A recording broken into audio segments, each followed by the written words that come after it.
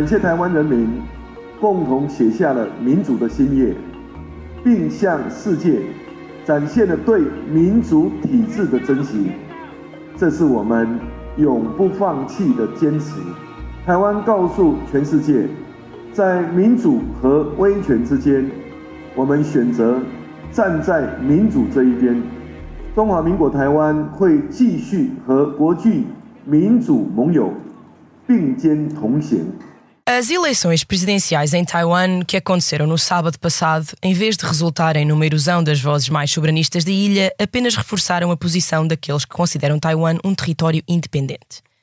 A China tinha avisado, antes da votação, que só há uma China e que esta escolha eleitoral, em contraciclo com a fatalidade histórica, só iria trazer problemas no futuro.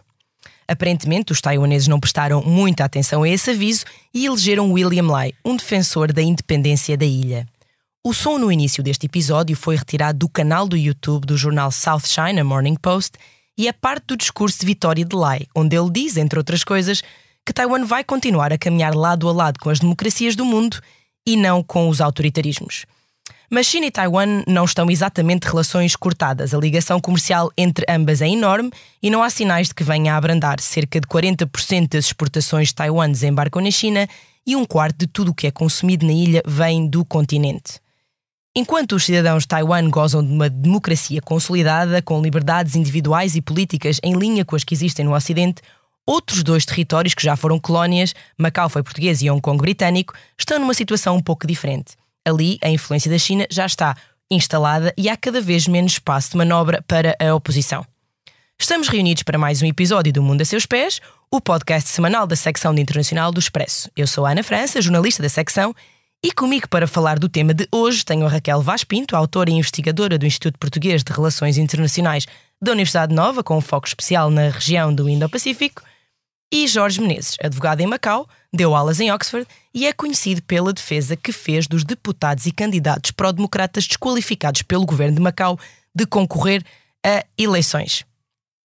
A sonoplastia deste episódio é de João Luís Amorim. Já visitou hoje o BPI Expresso Imobiliário? Agora pode calcular o valor da sua propriedade e guardar a documentação da sua casa e do recheio numa nova área pessoal única no mercado. E ainda ficar a saber quanto pode pagar por uma casa, localizá-la com uma pesquisa por polígonos e conhecer as soluções de crédito habitação BPI. bpiexpressoimobiliario.pt. Quem compra e quem vende na mesma página. Raquel, olá. Olá. Vou começar por ti. No Expresso que saiu na sexta-feira, assinas um texto logo na segunda página onde dizes que a vitória de William Lai, ao contrário do que as cúpulas políticas chinesas quiseram transmitir, não é exatamente uma declaração de guerra a Pequim. Os votos mostram, aliás, muitas nuances, equilíbrio, e a população está a dizer-nos alguma coisa, que é está a transmitir um desejo de estabilidade acima de tudo. Qual é a leitura que fazes deste voto? Bem, olá Ana mais uma vez, olá ao Jorge, em termos práticos temos que distinguir aqui as duas eleições. Por um lado as eleições presidenciais e por outro lado as eleições legislativas. As eleições presidenciais, a vitória foi de William Lai, como tu já disseste, mas esta vitória foi uma vitória comparada, por exemplo, com as duas vitórias anteriores da Tsai em Nguyen, foi uma vitória que soube a pouco, ou seja, foi cerca de 40%. E para o partido de William Lai, portanto o DPP, há aqui um processo importante em termos de olhar para aquelas que foram as principais dores de cabeça, os principais temas, como qualquer democracia liberal consolidada, que são as questões socioeconómicas, ou seja, preocupações que nós portugueses, de certa forma, conseguimos compreender. A habitação, a questão da saúde, a questão das expectativas dos jovens e, portanto, esses foram os grandes temas. Nós, por razões óbvias e compreensíveis, geralmente só pensamos em Taiwan na perspectiva do conflito ou da relação entre os Estados Unidos e a China.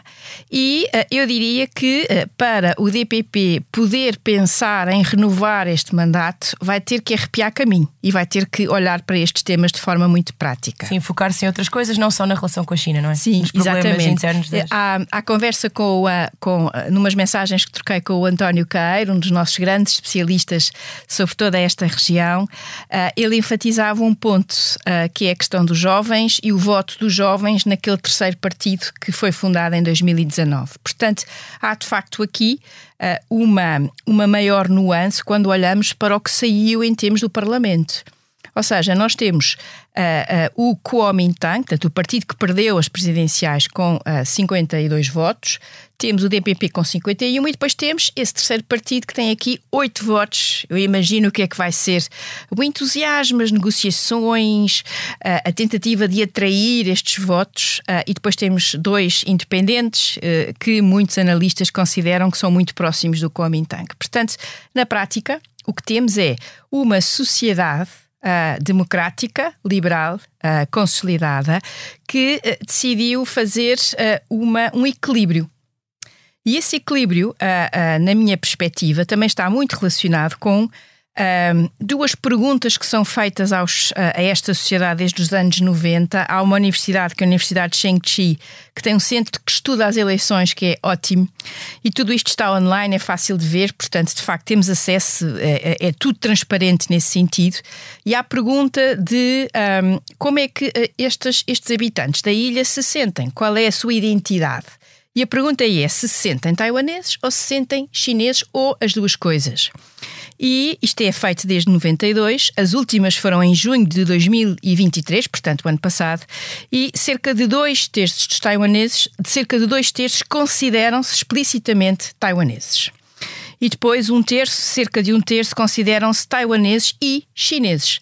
E apenas 2,5% consideram-se chineses. Eu acho que isto explica bem porque é que, apesar do cansaço, que é normal, depois de 8 anos no poder, que os taiwaneses tenham dado, entre aspas, a presidência ao DPP. Por outro lado, a segunda pergunta importante, que é a pergunta sobre o futuro. Unificação, independência, o que é que fazemos aqui? E aqui eu acho que estas respostas da mesma altura, portanto junho de 2023, explicam bem este Parlamento. Temos 32% que dizem manter o status quo e ad eterno. Portanto, isto pode ficar assim que por nós está ótimo. 28,6% que diz mantemos como está e pensamos nisto mais tarde, de certa forma. E depois 21% que pensa em manter o status quo e preparar a independência. Ou seja, e depois os valores para os que querem a unificação já é 1,6%, portanto nem sequer registra nesta prática. Portanto, o que é que isto quer dizer?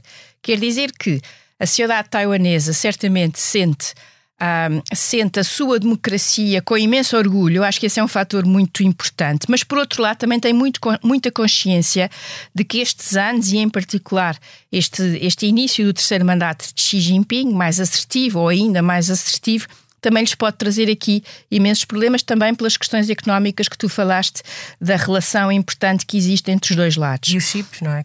E a questão dos chips, mas aí a questão dos chips eu diria que é sobretudo do lado dos Estados Unidos, ou seja, a possibilidade de se articular melhor e de sermos capazes de fazer, e por isso é que aquela declaração que tu incluíste no início, do William Lai, falar de estaremos ao lado das democracias, é também nesse face. Ele não diz que vai ser independente, claro. O que ele diz é que, em termos externos, e aqui a Tsai Ing-wen, eu penso que um dos seus grandes momentos foi ter escrito um artigo excelente na Foreign Affairs, que é para toda a gente ler e toda a gente perceber a quem é que ela quer chegar, dizendo que, face ao que está a acontecer no mundo, Taiwan está ali na linha da frente, no combate entre as democracias e os regimes ditatoriais. Portanto, eu penso que esta sociedade taiwanesa, depois de ter visto o que aconteceu a Hong Kong, tem plena consciência do que é que a China representa e, portanto, para já, não me parece, honestamente, isto tudo pode acontecer aqui um incidente qualquer, porque as relações internacionais dos últimos anos é dor de cabeça quase todos os meses. Já vamos para esse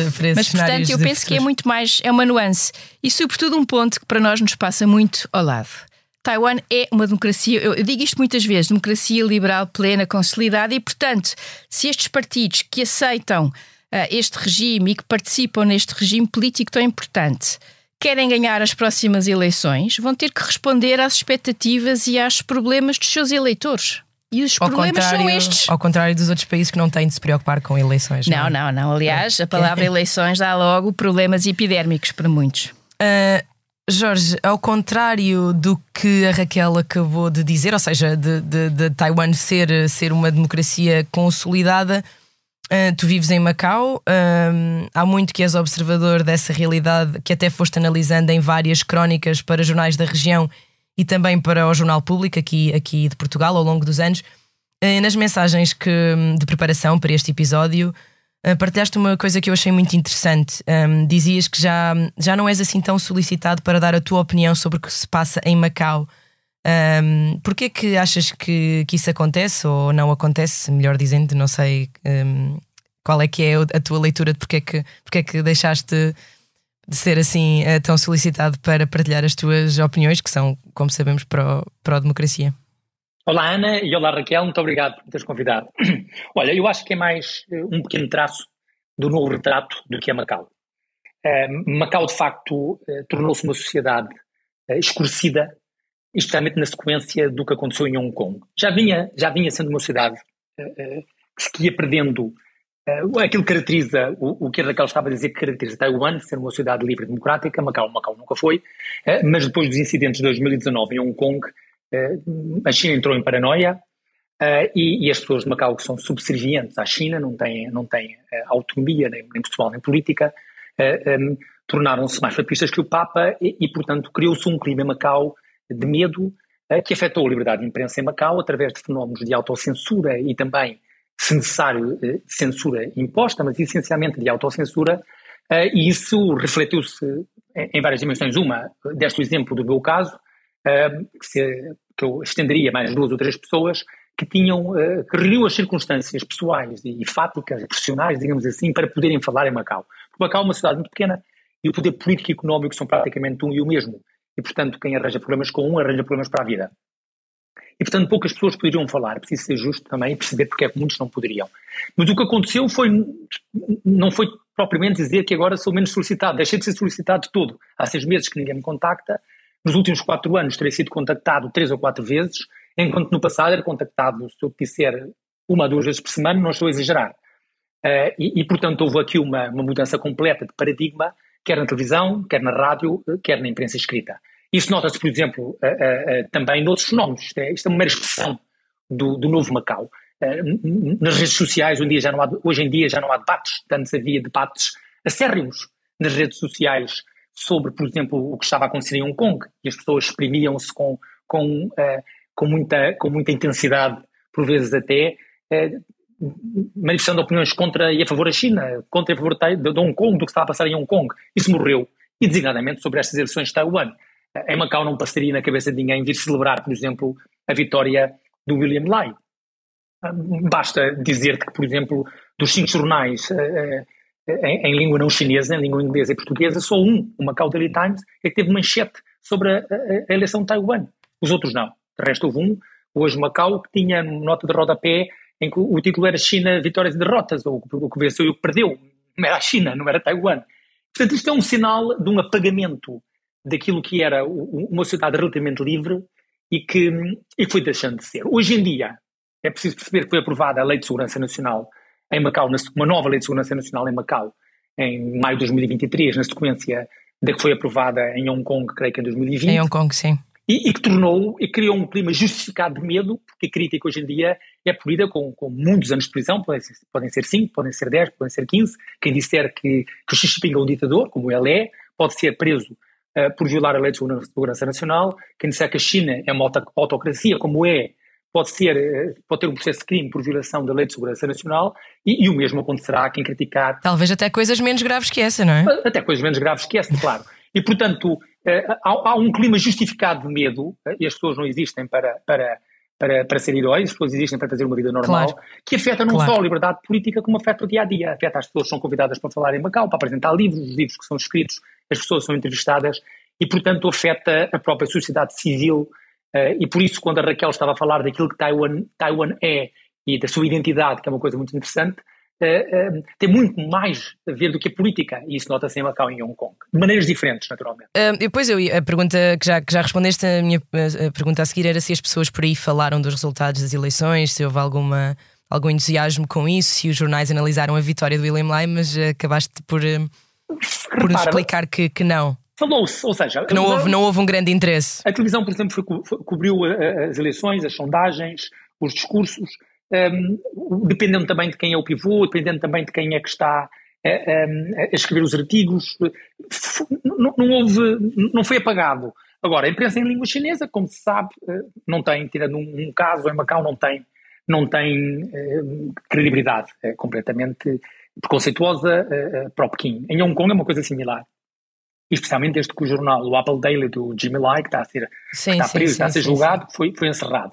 Ainda que em Hong Kong ainda haja sinais fortes do que foi uma sociedade civil, do que foi uma sociedade livre, do que foi um Estado de Direito com tribunais independentes, de uma forma que Macau nunca foi, também se nota em Hong Kong, também há sinais exatamente de uma escuridão acrescida. Portanto, isto releva também para o que se passa para Taiwan, porque, como sabemos, o Deng Xiaoping criou este conceito muito interessante de um país, dois sistemas, uma experiência social em que haveria Estado de Direito sem haver democracia, que falhou ao fim de, digamos, 19 anos, e que a ideia era persuadir Taiwan a aderir a este sistema, e foi um falhanço tão retumbante que não atrai nada a Taiwan, e pelo contrário, e devo dizer que, enfim, para quem não esteja muito dentro do que era Macau e Hong Kong, dentro deste princípio, Macau e Hong Kong, se a sua Constituição e os tratados entre a China e Portugal e o Reino Unido fossem cumpridos, tinha maior autonomia em relação à China em quase tudo do que Portugal, por exemplo, tem em relação à União Europeia. Não há recursos para tribunais da China, não há nenhuma lei da China que se aplique a Macau, não há transferências orçamentais. Portanto, se houvesse, a ideia era ser tão autónomo que Taiwan poderia continuar a ser aquilo que é. E isto é uma ilusão em que ninguém nunca acreditou, mas que agora já ninguém sequer pretende vender. Raquel, qual é a tua opinião sobre este assunto? O resultado, de certa forma, era esperado, mas não deixa de ser uma tomada de posição forte, não é? Ao contrário do que se passa, como o Jorge acabou de dizer, se o sistema, um país, dois sistemas, fosse de facto, estivesse em vigor, as sociedades eram muito mais autónomas e menos dependentes da China do que são, mas não é o que se passa. Achas que a vitória do William Lai em Taiwan vai poder dar uma luzinha ou não? Porque não é pelo que o Jorge diz, não me parece, não é? Aliás, o Jorge fala em escuridão, não é? Esta expressão do Jorge, escuridão acrescida, eu penso que é perfeita. Eu não tenho nada a acrescentar àquilo que o Jorge disse do ponto de vista do que é a percepção, no caso do Jorge, é sentida na pele, é vivida relativamente a estes dois territórios, ou seja, Hong Kong e Macau, e sobretudo este ponto que o Jorge trouxe e que é algo para nós que acompanhamos estas questões, é absolutamente evidente. A ideia, o projeto que tinha de facto, como o Jorge mencionou, o objetivo o grande destinatário da ideia de um país, dois sistemas era mesmo Taiwan. Era conseguir convencer a população taiwanesa que de facto era possível coexistir dentro dessa ideia da grande China. Essa ideia, esse conceito foi morto e enterrado. Sobretudo, eu penso que, entre aspas, a machadada final foi em 2019. Nós, aliás, estávamos a seguir as manifestações, os estudantes, um conjunto de pessoas nas ruas. Depois veio a pandemia e todos nós, por razões óbvias, passámos a estar centrados e ter outro tipo de preocupações. Portanto, eu penso que não. Aqui estou para lá de cética, infelizmente, e digo isto mesmo, infelizmente, porque como o Jorge também destacou, e muito bem, nós estamos a falar de pessoas cuja tomada de posição, e muitas vezes nem sequer é preciso fazer a tomada de posição, é pura e simplesmente não fazer um elogio ou não dizer que sim, está calado, ou seja, não tomar uma posição é em si mesmo um ato de dissidência. porque não estamos a alinhar, não estamos a reiterar a propaganda e as mensagens de uma ditadura como é, neste caso, a China e em particular com este terceiro mandato de Xi Jinping. E o Jorge falou num caso que é um caso absolutamente crítico e paradigmático, Jimmy Lai. Eu tenho acompanhado na medida do possível este alegado, com aspas, julgamento, e é para lá de vergonhoso, porque mostra como o Estado de Direito, o rule of law, para dizer a expressão em inglês, já pura e simplesmente não existe em Hong Kong. E Hong Kong não era uma sociedade democrática no sentido pleno, mas um aspecto que distinguia claramente Hong Kong era ter um Estado de Direito.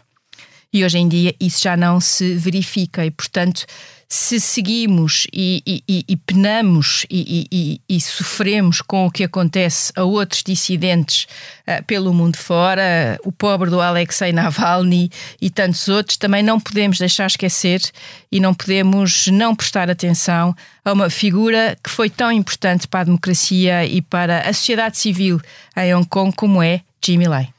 Agora que falaste em propaganda, e a minha próxima pergunta é precisamente sobre isso, na terça-feira passada, Xi Jinping fez publicar na revista Qinxi, que faz parte do portfólio de meios de comunicação do Comitê Central do Partido Comunista Chinês, um artigo onde admite que é preciso ganhar o coração dos cidadãos de Hong Kong, Macau e Taiwan. E isto será feito, diz Xi, através do desenvolvimento de forças patrióticas, estou a citar, para fomentar nas pessoas um sentimento de pertença nacional, estou a citar. Jorge, sei que também já respondeste um bocadinho a isso, mas se nos puderes dar alguns exemplos, em que é que se vê essa mudança em Macau, essa aposta mais clara nesta propaganda patriótica como uma ferramenta para criar um sentimento comum que abranja não só a China, mas também Hong Kong e Macau e ainda mais Taiwan e até as comunidades chinesas residentes no exterior, na diáspora? Em que aspectos da vida normal notas isso? Nas escolas, há cartazes, na rua, como é que... há um currículo novo? Como é que essa propaganda está a entrar nas vidas das pessoas de Macau? Olha, é transversal. Mas antes deixa-me só fazer um comentário a propósito do que a Raquel estava a dizer, para contar em 2 minutos um bocadinho a minha experiência. Eu fui advogado de 15 deputados que foram desqualificados, de 15 candidatos a deputados à Assembleia Legislativa, ao Parlamento de Macau, que foram desqualificados por não serem patriotas, que vem exatamente de encontro com a tua pergunta. E, portanto, tive acesso aos processos. Fui advogado dos 15, mas nenhum advogado em Macau aceitou representá-los. E, portanto, tive 15 clientes, foram todos pro bono. Mas uma coisa, os recursos, o processo, a Comissão Eleitoral desqualificou-os, e depois já tínhamos 24 horas para reclamar, 40 horas para recorrer. Um processo completamente ridículo. Chamar-lhe aquilo de processo era ridículo. E depois interpunha-se recurso diretamente para o Tribunal de Última Instância. Envolvia questões constitucionais complexas, etc. O Pacto Internacional de Direitos Civis e Políticos, a lei básica, que é a nossa Constituição. Mas a coisa engraçada é, portanto, todo esse recurso era uma patetice. Enfim, era um processo de luta, digamos assim, nada mais. Mas teve uma coisa engraçada, que eles não são normalmente muito inteligentes. Quem é subserviente, normalmente, não é muito inteligente, não exercita a inteligência. E esqueceram-se que, nessa altura, eu teria acesso às provas. As provas que eles não eram patriotas. E era uma beleza. Eu vi os processos dos 15 deputados, e era desde idas a conferências a Taiwan, visitas a universidades, idas a Hong Kong aos protestos de 2019, onde eu, por exemplo, também estive. As manifestações em Tiananmen, aprovadas pelo governo de Macau, pelas autoridades de Macau, durante anos a fio, desde sempre, fotografados nas manifestações de Tiananmen. Reuniões com pessoas estrangeiras, simplesmente, viagens aos Estados Unidos. Era um conjunto de provas que em tribunal nenhum decente sequer serviria como meio de prova e mostrava o quê? Mostrava que as pessoas andavam a ser seguidas em todo o lado por onde iam e mostravam que havia comunicações entre agentes de várias regiões diferentes e mostrava que não tinham nada, que não tinham prova nenhuma. Bem, isto aqui, portanto o julgamento de Jimmy Lai é um bocadinho mais expressão desta incompetência, porque como digo, quando as pessoas são autoritárias, quando há uma autocracia, e quando há subserviência, não é preciso ser-se competente. E eles, portanto, claro, não é preciso provas assim tão contundentes, não é? Não interessam. Agora alteraram a lei. E agora já não há recurso para o Tribunal de Última Instância. Agora podem desqualificar e já não há recurso, que é mais simples. Não vá um advogado ver a prova e andarmos todos a rir com a patetice que aquilo foi. Mas contra o patriotismo, de facto, é um elemento importante porque é um instrumento político que a China está a usar muito eficientemente, mas de uma forma manipuladora, através da destruição do conceito. o conceito de patriotismo é um conceito controverso, quer o que significa ser patriota, o que é isso, ser-se patriota, que é uma questão conceptual, quer a questão valorativa de ser bom ou mau, ser-se patriota ou não ser patriota. São duas questões que são controversas. Mas nós sabemos que o conceito de patriotismo tem a ver com um vínculo de identidade a um país, ou a um povo, a uma nação, e com um sentimento de pertença, quer à história, quer ao presente. Não tem a ver com subserviência a um partido político, o Partido Comunista Chinês, não tem a ver com uma identidade ideológica, se é que se possa dizer que a China tem uma ideologia hoje em dia, é simplesmente mais uma autocracia sem nada de mágico, e que no fundo é simplesmente uma subserviência a quem está no poder. E portanto o conceito de patriotismo, a distorção conceptual que está a ser feita, mas com muita inteligência pela China, é o de fingir que há aqui uma coisa positiva do conceito de patriotismo, que nada mais é do que subserviência ao partido e às políticas. E isso serve não só como uma arma política, como um conceito jurídico. Falso, porque não existe em lado nenhum, mas a verdade é que foi por não serem patriotas. Independentemente de quem governe Portugal a partir de março, não será por isso que as pessoas aqui vão gostar menos de Portugal? Ou... Exatamente. Não é? Ou seja, podemos ficar mais desiludidos, menos desiludidos com quem vença, mas não será. Não é uma questão de ser subserviente ao partido X ou Y, mas aí de facto sim, ou seja, é um sinónimo, não é? Ser patriota e subserviente. Exatamente, mas é esse o conceito de patriotismo. Quando se fala em patriotismo na China, não tem nada de bom. É simplesmente subserviência política, adesão à governação e a não crítica política. E, portanto, quando o Xi Jinping vem dizer que temos que conquistar os corações, é curioso em primeiro lugar porque ele usou uma linguagem muito agressiva, muito beligerante durante as eleições, e a seguir começou a apelar aos corações. E não sei se eles têm estratégia, se é mais confusão do que estratégia, mas vê que a China está um pouco desorientada sobre como reagir a estes resultados.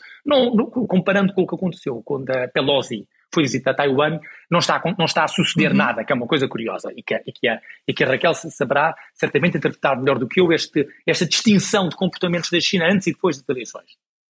Mas, de facto, o que nós vimos é que eles usam o patriotismo como um conceito, uma arma de direito para desqualificar candidatos a deputados, e estão a usar isso quer na China, para criar adesão política e seguidismo político, quer em relação a Macau e Hong Kong. Em Taiwan, enfim, não sucede pelas estatísticas que a Raquel deu aqui no início do programa, vê-se bem como essa tentativa seria totalmente frustrada, mas mesmo com as comunidades chinesas internacionais. E isto revela que o conceito de patriotismo tem ainda um outro elemento adicional, que é uma espécie de um elemento étnico. Ser patriota é ser-se chinês, ou ser-se da etnia Han.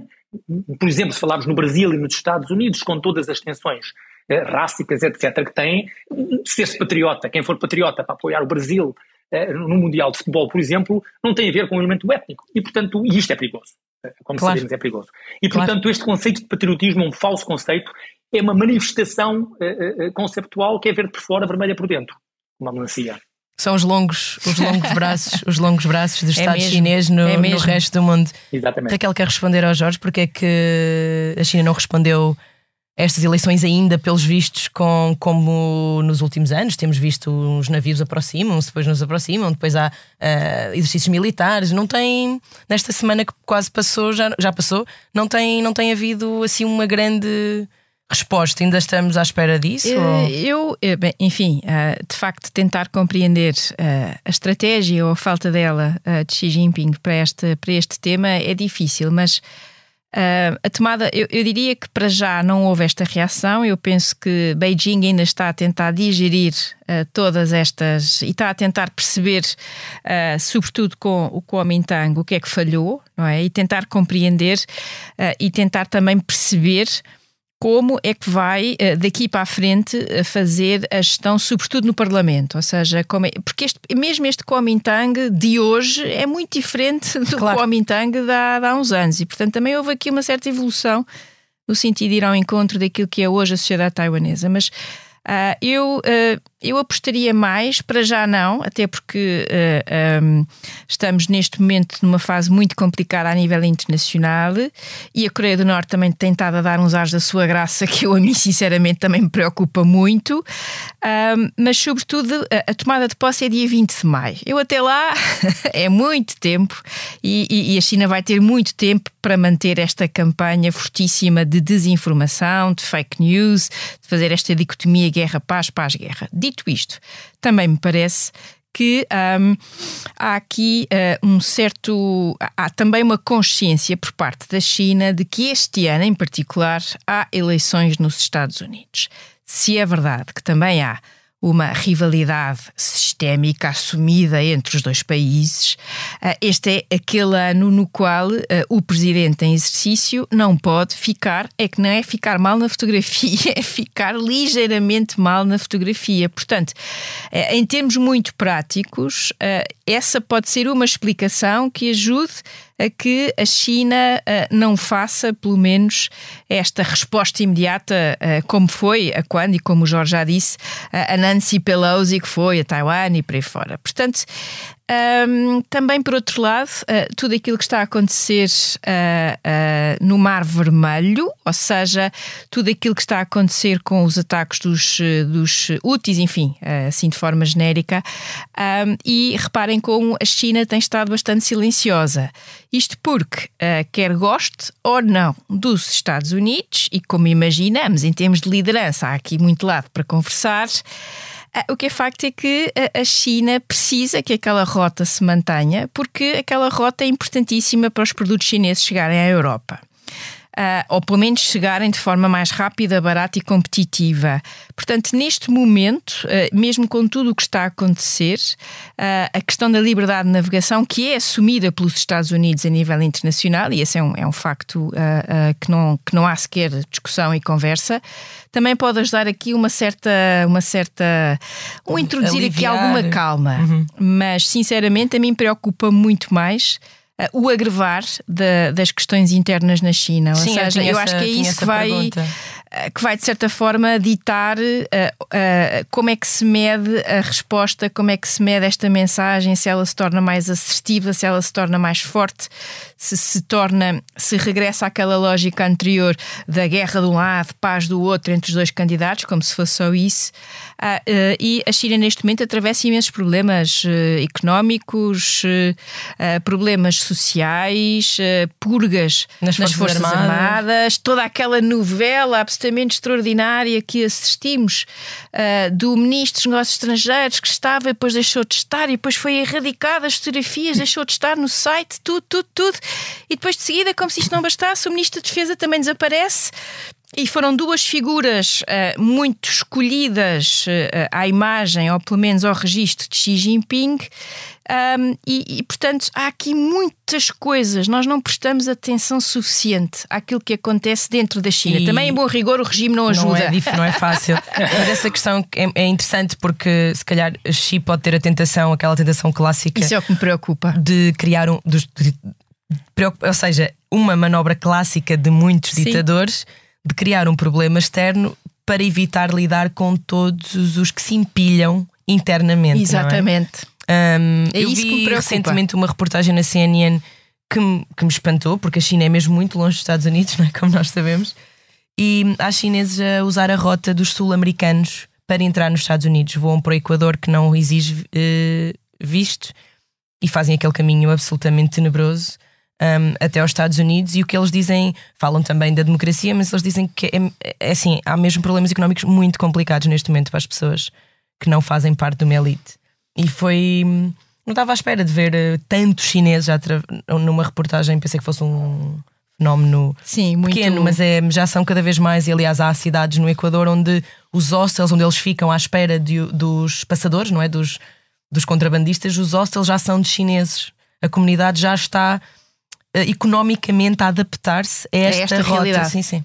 E é muito interessante. Os problemas económicos da China, como é uma economia, a segunda economia do mundo, parece que não tem problemas económicos, não é? Mas tem imensos, e são cada vez mais evidentes. Em bom rigor, obviamente, a China também o governo chinês não ajuda a que se consiga compreender na plenitude. Isso também é um fator relevante, mas eu penso que talvez aqui o fator que tenha feito aqui este acumular tenha sido a forma como o governo chinês geriu ou não geriu, ou geriu mal, a pandemia. Sim. Neste sentido, no sentido do impacto que teve na vida das pessoas, no cotidiano das pessoas, mas também de muitas empresas. Ou seja, o confinamento, a forma como a ideia do Covid-0, como tudo aquilo foi posto em marcha, teve um impacto enorme na vida das pessoas, entre aspas, do nosso cotidiano, mas também teve a nível das empresas, a nível das atividades. E, portanto, o facto de termos chineses que vão à procura de uma vida melhor, que não há nada mais humano, Claro. não há nada mais humano, Claro. É procurar uma vida melhor para a sua família e uma vida melhor para os seus filhos. Isso é um sinal claro de que, de facto, há muito que está a acontecer dentro deste país. A dita bolha imobiliária, as empresas vão rebentando uma atrás da outra. As questões associadas com os recursos, sejam os recursos hídricos, ou seja, há problemas ambientais internamente na China muito graves. Portanto, há um conjunto de temas e também uma questão que é mais a longo prazo, mas que agora o partido está a tentar inverter, que é o impacto demográfico da política de uma só criança. Para os nossos ouvintes terem um bocadinho a ideia, há aqui uma tentativa agora quase, lá está, um bocadinho como estas palavras, é preciso ganhar o coração e um sentimento de pertença nacional e todas estas do patriotismo. É quase patriótico agora ter crianças, ter filhos, não é? E, portanto, os casais casam. Agora, portanto, era uma criança e agora já vamos nas 3. Mas, curiosamente, as famílias chinesas não estão a aderir muito a esta ideia, porque têm sobre os seus ombros os pais, o tentar dar uma boa reforma, uma boa vida aos pais e muitas vezes aos seus avós. Portanto, estas crianças são, em termos de expectativas, é brutal o que está nos ombros destas crianças, ou destas pessoas, e destes estudantes, jovens adultos claro. E por aí fora, onde, aliás, uma das estatísticas mais interessantes, a estatística relativamente ao desemprego jovem, deixou de ser publicada, porque já ia em cerca de 1/5, 1/4, já não me recordo o número exato, mas era isso. Portanto, esse ao menos impacto as coisas demográfico... são resolvidas de uma forma rápida e eficaz. Não se pode dizer que não são. Tiras da fotografia, mas isso não é resolver o problema, não é? Mas era só para terminar. Hoje em dia, os casais, enfim, casam, pronto, não é? E passado ali uns meses, porque o partido também não é logo, se espera 2 ou 3 meses, e eles recebem uma chamadinha super simpática do Partido Comunista a perguntar: então, já há bebê ou não?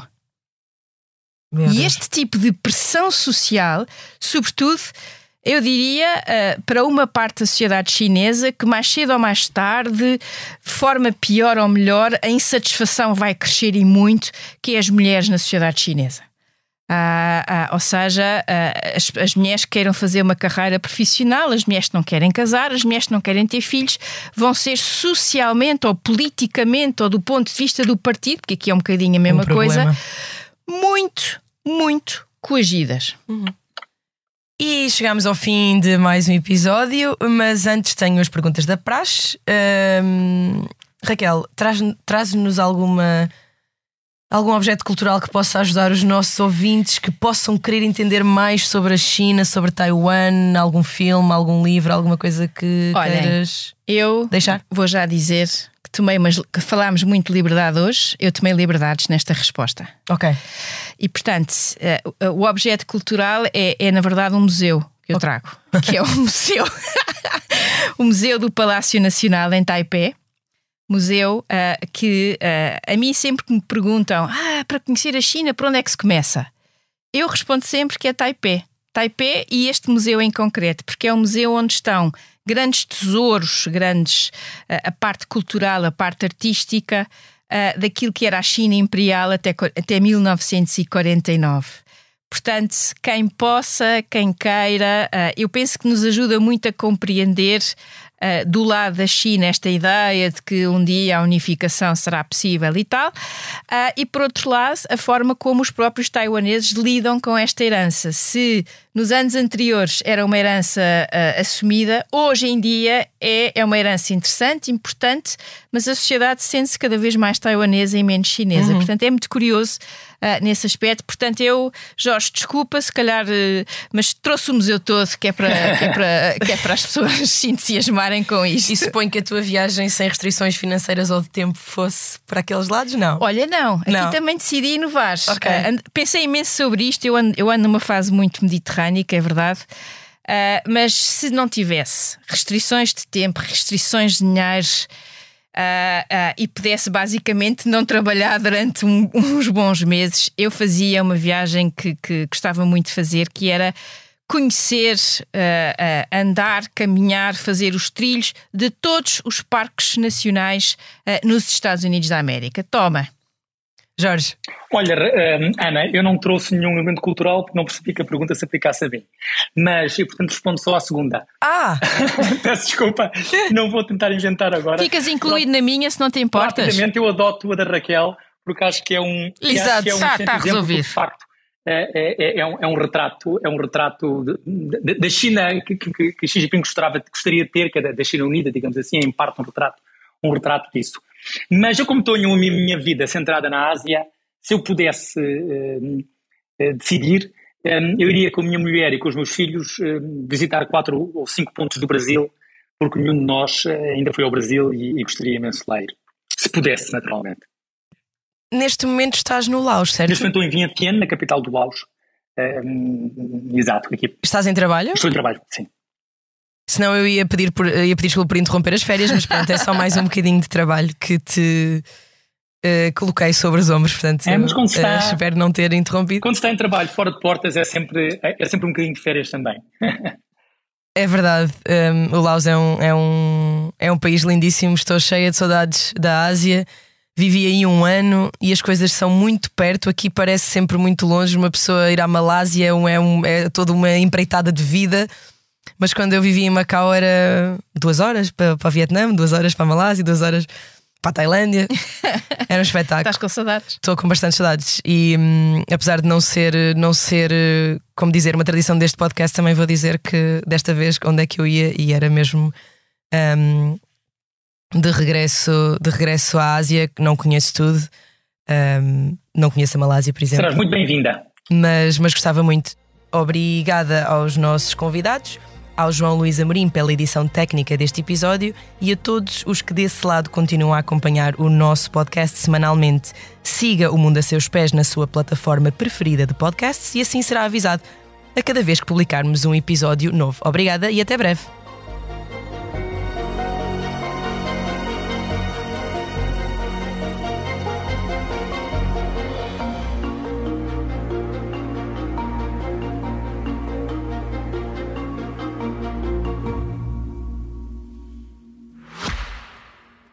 Já visitou hoje o BPI Expresso Imobiliário?